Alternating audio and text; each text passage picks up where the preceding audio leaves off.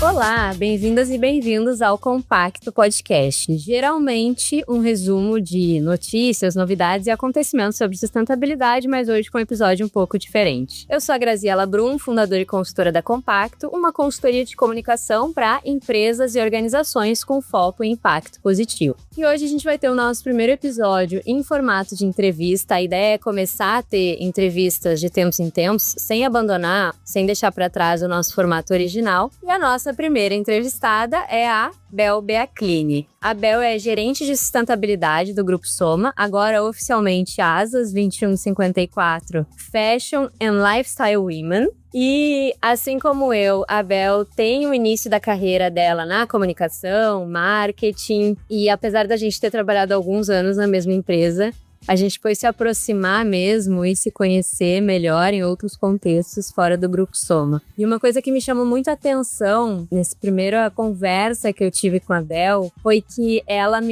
comentou que ela era uma pessoa muito motivada pelo social e pelas pessoas. Ela é uma pessoa, uma profissional com um olhar humano e atento às pessoas. Então, Bel, bem-vinda e prazer te receber aqui. Ai, super prazer, Grazi, uma grande responsabilidade estar aqui, né, nesse primeiro momento desse novo formato do podcast que eu ouço sempre. Muito obrigada pelo convite. Ah, imagina. E sabe que não é à toa que tu é a primeira entrevistada, porque você faz parte do primeiro grupo ali de pessoas que desde o início do podcast ouviu, apoiou, comentou, né? Então, enfim, tem isso. Obrigada por isso também. E aí, eu já quero começar falando de carreira, mas eu já vou deixar o spoiler aqui de que a gente não vai falar só de trabalho hoje, não vai falar só de carreira, mas tem muita gente que me procura querendo começar esse trabalho na área de sustentabilidade, na área de impacto, como que eu começo, querendo saber também, enfim, como dar esses primeiros passos. Então, a gente começa por aí. E eu queria que tu me contasse um pouco da tua trajetória e como foi esse encontro com o trabalho de impacto também. Então, como você até falou na abertura, eu sou muito motivada por pessoas. E desde a época da faculdade, quando eu fiz uma matéria de comunicação interna e endomarketing, lá atrás, eu sabia que eu queria trabalhar com e para pessoas. E aí, me formei, fiz um primeiro estágio em comunicação interna. Depois eu entrei na Maria Filó como extra Natal em loja lá em 2006. E aí surgiu uma oportunidade de ir pro marketing da Maria Filó em junho de 2007. E eu comecei a trabalhar com marketing. Parece até que é outra vida, assim, quando eu falo que eu trabalhava com marketing, com trade. E como eu sempre tive esse olhar atento para pessoas, eu vi ali uma oportunidade de começar a falar de endomarketing, que pouco se falava na época. E é para um olhar, um cuidado para o colaborador, para além dos trâmites de RH. É para olhar motivação, felicidade, encantamento. A gente dizia que era renovar o amor do colaborador pela marca a cada ação. E aí, comecei a colocar uns escopos de endomarketing na minha grade de trabalho de endomarketing, e ele foi crescendo, de marketing, desculpa, e o endo foi crescendo e tomando cada vez mais espaço no meu trabalho. E a empresa foi crescendo e eu fui me direcionando para o endomarketing. Até que eu assumi a área, ela virou de fato um departamento. E depois de bastante tempo, né, eu saí de licença maternidade em 2015. Quando eu voltei, foi quando a área se constituiu enquanto uma área de fato de endomarketing. Eu assumi a coordenação dessa nova estrutura. E eu entendi que eu já tinha feito bastantes movimentos para dentro, né, já estava bem consolidada essa frente de endomarketing. Eu vi que era hora de olhar para fora e começar a trabalhar de fato a responsabilidade social. Então a gente começou a abraçar alguns projetos internos a partir de doação de tecidos, começamos a olhar para uma frente de diversidade, equidade e inclusão dentro da marca, buscar algumas ações pequenas ainda de voluntariado e projetos especiais. E depois essa frente evoluiu e virou uma frente, de fato, de sustentabilidade. Foi quando eu assumi essa frente de sustentabilidade e comecei a mergulhar nesse tema, porque eu também pouco conhecia. Então, eu comecei a estudar e me familiarizar com sustentabilidade. E foi aí que surgiu e que eu adentrei esse mundo de sustentabilidade, né? E aí, em 2020, a Maria Filó foi comprada pelo Grupo Soma, então o Grupo Soma. E em 21, o grupo começou a montar sua estrutura de sustentabilidade. Uma estrutura mais robusta para olhar para o corporativo, né? Existia um olhar muito atento para a Farm, acho que você também viveu um pouquinho disso ali com o Tassi, com o Pedro, na Farm, mas começou a montar uma estrutura mais completa. E foi quando eu migrei para o corporativo do Grupo Soma. Então, isso foi em 2021. Entrei para cuidar da frente de comunicação, para cuidar de todas as pautas de comunicação, e quando eu dei por mim, eu já estava mergulhada no social de novo, abrindo a frente de diversidade, equidade e inclusão, e fiquei cuidando dessa frente do social especificamente até 2023. Em 2023, eu comecei a migrar para responsabilidade social. A gente viu algumas oportunidades de abrir frentes de responsabilidade social. E no final de 24, na verdade, início de 25, eu assumi a área como um todo, depois de uma reconfiguração, né, a criação de asas com a fusão com a Arezzo. A gente se reestruturou enquanto empresa e eu assumi, então, a área como um todo. E aí é onde eu tô agora. Assim, te contei a trajetória toda. Amei, tem detalhes aí que eu não tinha ideia. E eu até ia te perguntar, assim, né, ouvindo sobre esse passo a passo, digamos, né, que a vida foi acontecendo, o trabalho foi acontecendo, né, do endomarketing, responsabilidade social, depois sustentabilidade. Me parece que o caminho ele foi fluindo para chegar aonde aconteceu, aonde tu tá hoje, assim, né? Mas até que ponto isso foi acontecendo de forma natural, ou seja, esses trabalhos foram te escolhendo, e até que ponto tu foi escolhendo esses trabalhos também, né? No sentido de colocar intenção nisso ou não, tu nem sabia que era ali que tu queria estar e a vida foi agindo, assim. Eu acho que foi um pouco dos dois, Grazi. Eu acho que é vocação de vida, sei lá, de fazer isso acontecer. Eu fui me embrenhando nessas frentes e eu sempre dizia que era assim, eu criava uma iniciativa onde meu braço alcançava. Eu via que tinha uma possibilidade de fazer alguma coisa, eu fazia. Tem um olhar muito de intraempreendedorismo também. E o mercado começou a amadurecer também nessa frente de sustentabilidade, né? O mercado começou a exigir, mesmo a Marefloc, que na época era uma empresa menor, era uma empresa de capital fechado, existia uma exigência de clientes questionando algumas coisas, uma necessidade de trabalhar a gestão de resíduos têxteis, por exemplo, e a gente viu que tinha uma oportunidade também de mercado, uma necessidade, mais do que oportunidade, da gente prestar contas para o mercado. Então, é juntar fome com a vontade de comer, né? E aí foi o que se deu hoje. Hoje já é um outro movimento, né? Mas eu acho que esse início dessa trajetória foi muito a junção dos dois. Perfeito, adorei. As coisas vão acontecendo e a gente vai colocando um pouco também ali de intenção, né? Mas tu falou um termo que eu acho que é legal a gente fazer aqui uma nano explicação para quem tá ouvindo, porque eu acho que nem todo mundo tem uma super familiaridade, né? Que é intraempreendedorismo. Eu vou aqui falar muito brevemente, tu fica à vontade para me complementar.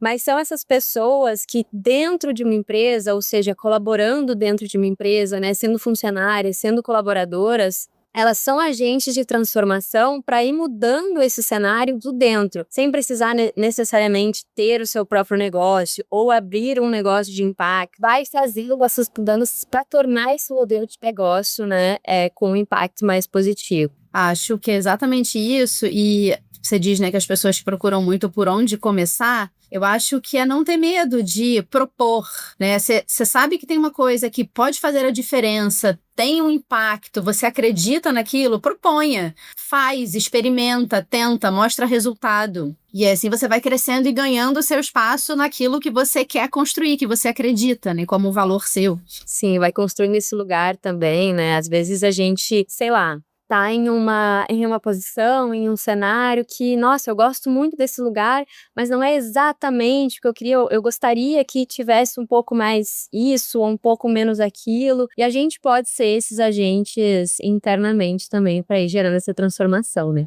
Sem dúvida. E, Bel, tem algum momento da tua carreira, da tua atuação profissional, algum projeto ao longo dessa trajetória que foi mais impactante, assim, que te marcou, que foi transformador, ou até o contrário, tá? Algo que, nossa, eu tinha uma ótima, boa intenção e deu tudo errado, mas foi aprendizado, assim. Tem algum grande momento que tu lembra e gostaria de dividir? Eu fiquei pensando bastante nessa pergunta, assim, fazendo uma retrospectiva. Eu acho que quando a gente trabalha com sustentabilidade, e Na verdade, mais que quando você trabalha com sustentabilidade, quando você trabalha com propósito e com aquilo que você de fato acredita, toda a iniciativa, ela é transformadora, ela te muda em algum lugar. E aí, pensando, vou trazer um exemplo das minhas origens lá atrás de Maria Filó, que eu acho que esse projeto ele foi bastante impactante, assim, e mudou muitas chaves, viraram muitas chaves lá na empresa, né? A gente tinha um projeto de contratação de colaboradores surdos, então a gente tinha uma turma de colaboradores surdos, e eu ficava bastante incomodada com o senso de pertencimento dessas pessoas dentro da empresa. E aí a gente tinha uma colaboradora que ela era coda. Coda é uma pessoa ouvinte, filha de pais surdos, então ela falava Libras e ela era ouvinte e se expressava e falava, enfim. E aí a gente montou uma turma de Libras para todos os nossos colaboradores, que tinha ela como professora, porque a gente conseguia ter uma relação ali de falar com ela o português e Libras, e com o apoio dos colaboradores que eram surdos. Então eles participavam da aula. E ali eu conseguia tangibilizar a quebra de barreiras, sabe? Você com força de vontade, com dedicação, você consegue quebrar muitas barreiras. Então a gente tinha ali um ambiente, era semanal, uma aula semanal, durava 45 minutos, e era uma troca muito gostosa, assim, das pessoas aprendendo Libras, se esforçando para aprender. Aí você passava no corredor e via pessoas conversando, né? Uma pessoa ouvinte com uma pessoa surda conversando em Libras. Então, eu consegui ver ali, tangibilizar essa quebra de barreiras e essa mudança ali de cultura dentro da empresa. Eu acho que esse projeto me marcou bastante. Nossa, um ótimo exemplo. Amei ouvir. E como é importante, né, quando a gente fala sobre gerar transformação e ter diversidade dentro da empresa, a empresa também gerar estrutura e processo para receber isso, né? Então, isso facilita muito e, de fato, gera inclusão, né, assim, dessas pessoas. Então, muito legal. Parabéns pelo projeto. Obrigada. Bom, pra gente fechar esse capítulo aqui, vida profissional, como eu comentei, né, abri ali no início falando que tem muita gente que me procura com esse desejo, eu acho até que é sonho a palavra, assim, de trabalhar com impacto positivo, essa vontade, né? Tem alguma dica? Eu acho que tu já deu ali, né, um spoiler de ir fazendo mesmo dentro da empresa, propondo, né? Mas tem alguma dica que tu dá pra essas pessoas, assim, que querem trabalhar, querem entrar nessa área, começar uma carreira em impacto positivo, sustentabilidade, ESG? Eu acho que é estar em contato com o tema, né? Hoje em dia, né, e cada vez mais, tem muito conteúdo de sustentabilidade. Tem podcast, tem, né, páginas dedicadas no Instagram, tem veículos, tem sites, enfim. Ler, estar em contato, tem muitas feiras e eventos, então participar. Acho que uma outra ferramenta muito boa para gerar conhecimento é buscar as empresas que se gosta, que se admira e lê os relatórios anuais, mergulhe nos relatórios, conheça as iniciativas, pesquise sobre as iniciativas para gerar mais conhecimento. Eu acho que esse é um bom caminho para a expansão de olhar para a sustentabilidade. Perfeito, adorei. Bom, eu falei ali no início, né, que a gente não ia ficar só falando de trabalho. Então, eu acho que um dos intuitos do Compacto Podcast é também conversar com quem tem essa intenção de ter uma vida mais sustentável, ter hábitos, implementar isso no dia a dia, e não necessariamente é uma pessoa super expert no assunto, super letrada, né? Então, tem esse papel ali de a ideia não é ficar só falando para convertidos, né? Então, agora, deixando um pouco a vida de escritório de lado, eu queria saber como que é a tua relação com o estilo de vida mais sustentável a nível pessoal, assim. E se foi algo que sempre aconteceu ou se foi sendo construído? Acho que foi sendo construído, né? Eu acho que a maturidade vai trazendo, mas eu acho importante reforçar que, assim, não precisa inventar a roda, né? Eu acho que mudar hábitos simples no dia a dia, eu acho que já gera já diminui o impacto negativo, né? Então, simples, né? Tipo, levar a sua sacola para o mercado, carregar na bolsa. Hoje em dia tem muita sacola pequenininha que não ocupa espaço. Carrega ela na sua bolsa para você precisar fazer uma compra assim inesperada, você ter e não usar o plástico de uso único. Evitar ali na hora de pegar legumes e verduras. Acho que a moça do caixa fica até meio incomodada comigo porque eu boto tudo solto dentro do carrinho e vou botando assim junto. Eu não uso esses saquinhos únicos dentro do mercado. Levo o meu copo ou uma garrafinha para todos os lugares que eu for, né? Tá sempre comigo. Apesar de trabalhar com moda há bastante tempo. Acho que eu também tenho um olhar para consumo consciente, então eu não compro tanto por impulso e que entra uma roupa nova, uma roupa sai. Pratico isso também com meu filho, então criança cresce muito rápido, então toda vez que eu compro roupa nova pra ele, a gente faz uma limpa no armário dele, eu chamo ele pra participar, pra brinquedos também, eu acho que a gente controla bastante, qualquer data comemorativa, o Natal, o Dia das Crianças, a gente faz uma limpa nas coisas dele, pra que cheguem coisas novas, acho que pra garantir a gente não precisa ter muita coisa, a gente consegue viver com menos. Tem um livro do Satish que é Simplicidade Elegante, eu acho que a gente não precisa ter tudo, de tudo, né, dá pra gente se manter com menos, né? E esse olhar consciente, fazer escolhas conscientes para o que a gente compra. E além disso, assim, né? Não diminuir o tempo do banho, tentar comprar orgânico, comprar produtos que a embalagem seja, de fato, uma embalagem reciclada, evitar embalagem de plástico, separar lixo, enfim, né? Sempre que posso, faço coisas a pé ou de bicicleta. E aí, como eu disse, eu acho que são pequenas atitudes no dia a dia que, se você vai somando, eu acho que ela gera um impacto positivo, né? E diminui o impacto negativo, né? Ao longo da sua vida. Com certeza, com certeza. Tem alguma atitude, assim, algum hábito que te orgulha muito, assim, o dia a dia, olha, aqui em casa, ou até a nível social, assim, né? Quando a gente fala de sustentabilidade, a gente pensa muito no ambiental, mas a gente tá falando social também. Olha, isso é algo que eu achava que era muito difícil conseguir implementar. Algum motivo de orgulho, assim? Ou é algo mais coletivo, que a gente falou, essa sequência de ações do dia a dia? Olha, eu acho que o que me dá mais orgulho, a forma como eu educo meu filho. Que eu acho que as novas gerações que vão mudar o mundo, né? A gente precisa tratar desde novo. Meu filho tem 10 anos e a gente já troca abertamente dentro de casa sobre sustentabilidade, assim. Diversidade é pauta do jantar. A gente fala muito sobre isso. Eu já fui na escola dele dar palestra sobre diversidade, dar palestra sobre coleta seletiva. A gente debate muito. Outro dia, num jantar, e a escola dele é uma escola mais aberta pro tema, ele me trouxe sobre diáspora africana e a gente ficou debatendo sobre isso. Então, acho que é esse olhar atento para a educação dele, assim. Ele não demora já no banho que ele fala, mãe, vai acabar a água do planeta. Essa é a frase que ele diz e essa não foi nem eu que ensinei, sabe? Então, acho que é esse cuidado para que essas novas gerações cheguem mais prontas do que a gente. Muito bom, Bel. Nossa, me surpreendeu muito essa resposta. E até isso, né, que tu comenta de a escola dele é aberta a isso, até essa escolha, ela também é um hábito que a gente pode ter, enfim, uma atitude, né, para ter uma vida mais sustentável no dia a dia. Escolher como as nossas crianças vão ser educadas, né, que tipo de educação que a gente quer que elas tenham, sim. Então, amei. E tem algum hábito que tu mudou recentemente, ou que ainda quer mudar, que seja um desejo, assim, olha, isso eu consegui recentemente implementar, etc.? Então, tem um que eu quero implementar e que ainda não implementei, que é ter uma composteira em casa. Meu consumo aqui, acho que de resíduos, acho que 70%, 80% é orgânico. E toda vez que eu jogo ali no lixo, eu falo, putz, tá faltando uma composteira. Mas sabe quando você não para fazer, Claro, organizar e, enfim, fechar com algum fornecedor? Eu acho que isso eu tô devendo já há bastante tempo.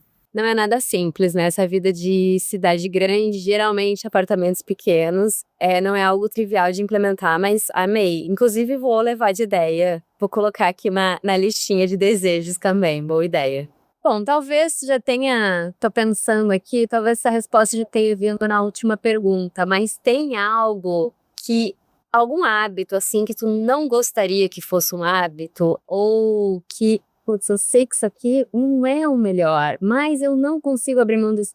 E eu falo isso muito num lugar de, gente, é uma jornada, ninguém é perfeito, ninguém consegue ser 100% sustentável, a gente tá vivendo, a gente tá impactando, né? Então, tem alguma coisa assim que aqui realmente ainda não deu. Tem. Usar esponja de plástico para lavar louça. Eu já tentei a vegetal. A vegetal eu uso no banho, mas para lavar louça eu ainda uso a de plástico. E outro dia eu ouvi em algum programa que Acho que até que você falou, que é isso, né? Pensar que todo o plástico do mundo ainda está no mundo. Todo o plástico consumido no mundo ainda está no mundo. E a gente foi usa... no Compacto Podcast. Foi no Compacto Podcast. Sim, gente, leva uns 400 anos, assim, pra se biodegradar, né? O que não for reciclado, mas a gente sabe que pouquíssimo então é uma loucura. Se você pensar que você usa, na teoria a gente tem que trocar a esponja pelo menos uma vez por mês, pelo menos, olha o tanto. Mas eu ainda não consegui ir pra vegetal. Mas testou e entendeu que não era pra ti nesse momento. Eu acho que isso é importante também, a gente entender, a gente não vai ser perfeito, mas testou, ok. Aqui em casa eu uso, mas sempre que vem visita, assim, sei lá, tem família visitar, mas é meio estranha essa esponja, né? Que é a bucha vegetal, no caso, né? Mas ela gasta mais detergente, ela gasta mais água. Fica se tentando, assim, arrumar desculpas pra voltar pro tradicional. Eu acho ótimo. Enfim, pra mim, eu me adaptei. Mas tenho zilhões de coisas que são o meu ponto fraco que eu não consigo. Como eu falei, a gente não é perfeito, não tem como ser. Pra gente ir se encaminhando pro final, eu queria te perguntar se tem alguma dica, assim, seja de conteúdo, material, ou até uma dica prática mesmo, acho que você já foi dando várias ao longo do papo, né? Pra quem tá ouvindo, assim, uma diquinha de seja atitude ou algo mais prático, tipo filme, livro, documentário, etc. Eu sempre indico os livros do Satish Kumar, que amo. Para quem não conhece, ele é um pacifista que na época da Guerra Fria ele saiu da Índia a pé e ele foi para Moscou, para Paris, para Londres e para Washington sem um dinheiro no bolso, com o objetivo de sentar com os líderes mundiais e oferecer um chá da paz. E ele foi a pé sem dinheiro nenhum. Ele questionou muito sobre a saída, como algum dinheiro, e ele queria contar com o apoio e o amor humano, e ele conseguiu fazer isso. E desde então ele prega a paz, e ele tem vários livros, eu já li vários, mas tem um que é o Sol, Alma e Sociedade, que ele fala muito sobre agir local para impactar globalmente, que mexeu muito com a minha cabeça, me virou do avesso, assim, e, enfim, me fez repensar várias coisas na minha vida e vários desejos de futuro, então indico aqui os livros dele. Adorei. E parece ser um livro de cabeceira, né? Porque assim, vocês não estão vendo, mas quando ela foi falar o nome do livro, ela olhou pro lado. Ou seja, tá do lado dela ali, sempre perto. Eu vou deixar também na descrição do episódio tá mostrando. Amei.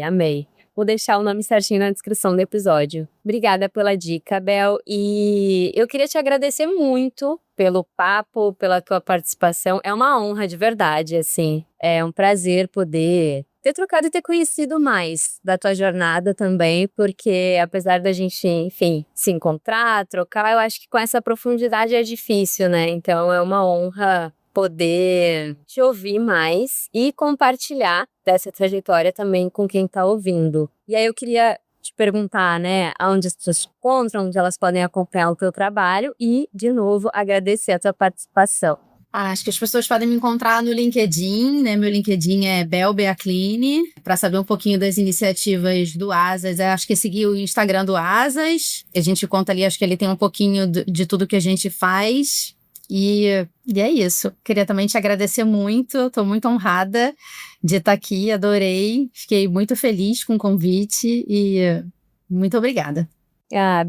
Obrigada. Eu vou aproveitar, então, o ensejo e dizer que vocês encontram a Compacto no LinkedIn, no Instagram, @compactoci e no compactoci.com, e vocês me encontram no LinkedIn como Graziela Brum. E para os ouvintes que já estão aqui há um tempo, e para os novos que estão chegando também pela Bel, aproveita e segue o Compacto Podcast no Spotify, no YouTube, ativa o sininho para receber notificação toda vez que sai um episódio novo, toda terça-feira de manhã. Um beijo e até o próximo episódio.